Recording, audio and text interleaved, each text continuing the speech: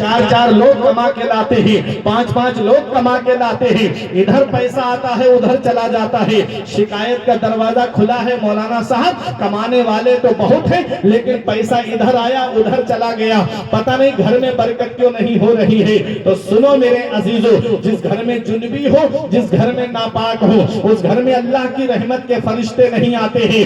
اپنے اپنے گھروں کا جائزہ لو، سورج کی لائٹ اٹھاتی ہے، 8 بج گئے تب سو کر کے آدمی اٹھ رہا ہے، فجر میں پڑا پڑا بستر پہ سو رہا ہے، فجر کے وقت روزی تقسیم ہوتی ہے۔ میرے آقا ایک دن حضرت فاطمہ کے مکان پہ تشریف لائے، فجر کی نماز کے بعد میں سو نہیں رہی تھی حضرت فاطمہ، صرف آپ آرام کے لیے لیٹی تھی۔ پیغمبر اسلام نے پیر کا انگوٹھا پکڑ کے ہلایا، ارشاد فرمایا میری بیٹی فاطمہ فجر کے بعد نہ سویا کرو، اس وقت اللہ تعالیٰ روزی تقسیم فرماتا ہے۔ آج اپنے اپنے گھروں کا جائزہ لو، کبھی پروگرام کر کے غیروں کی بستیوں سے گزرنا ہوتا ہے تو کوئی دروازے پہ پانی دے رہا ہوتا ہے، کوئی جھاڑو لگا رہا ہوتا ہے، 3 بجے 4 بجے رات میں اٹھ کر کے اور مسلمانوں کی بستی سے گزرو، مسجد سے اذان کی آواز آ رہی ہے، حیا علی الصلاۃ حیا علی الفلاح، آؤ نماز کی طرف، آؤ کامیابی کی طرف، اور بڑے بڑے بستر میں سو رہے ہیں۔ فجر بستر پہ غائب ہے، ظہر کھیتوں میں غائب ہے،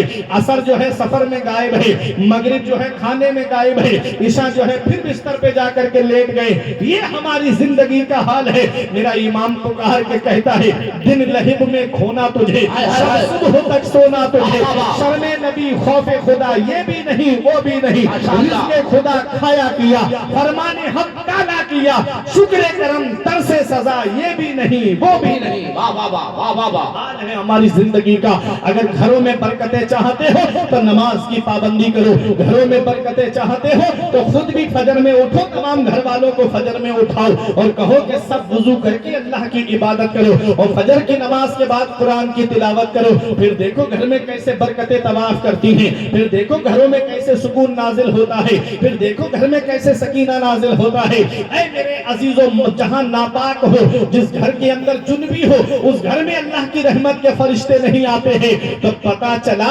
مسجد کے اندر کوئی ناپاک نہیں جاتا ہے، مسجد میں جو بھی جاتا ہے وہ پاک جاتا ہے۔ جو نکاح مسجد میں ہوگا اس گھر میں اللہ کی رحمتیں نازل۔ ماشاءاللہ ماشاءاللہ ماشاءاللہ۔ طریقہ اپناؤ۔ مولا علی شیر خدا کا نکاح مسجد نبوی شریف میں ہوتا ہے۔ پیغمبر اسلام نے اپنی بیٹی فاطمہ سے فرمایا اے میری بیٹی فاطمہ، میں نے تیرا نکاح اپنے خاندان میں سب سے بہتر کے ساتھ کیا ہے، بتا میری بیٹی تیری کیا مرضی ہے۔ اب میری آخری بات، تقریر ختم ہونے جا رہی ہے، اس کے آگے آپ علامہ صاحب قبلہ سے سماعت کریں گے۔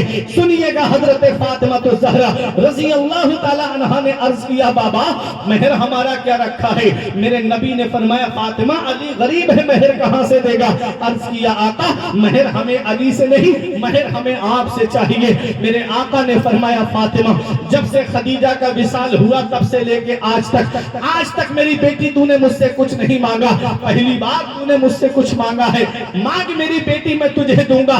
حضرت فاطمہ نے رو کے کہا تھا بابا مجھے سونا چاندی نہیں چاہیے، مجھے سیم و زر کے خزانے نہیں چاہیے، مجھے جوڑے نہیں چاہیے، مجھے زیورات نہیں چاہیے، بابا مجھے کوئی زمین وغیرہ میں حصہ نہیں چاہیے۔ پیغمبر اسلام نے فرمایا بیٹی پھر کیا چاہیے؟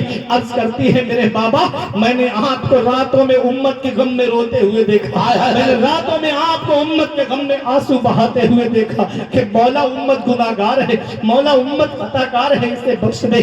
راتوں میں میرے آقا دعا کرتے تھے رب حبلی امتی، رب حبلی امتی، مولا میری گناہگار امت کو بخش دے، مولا میری گناہگار امت کو بخش دے۔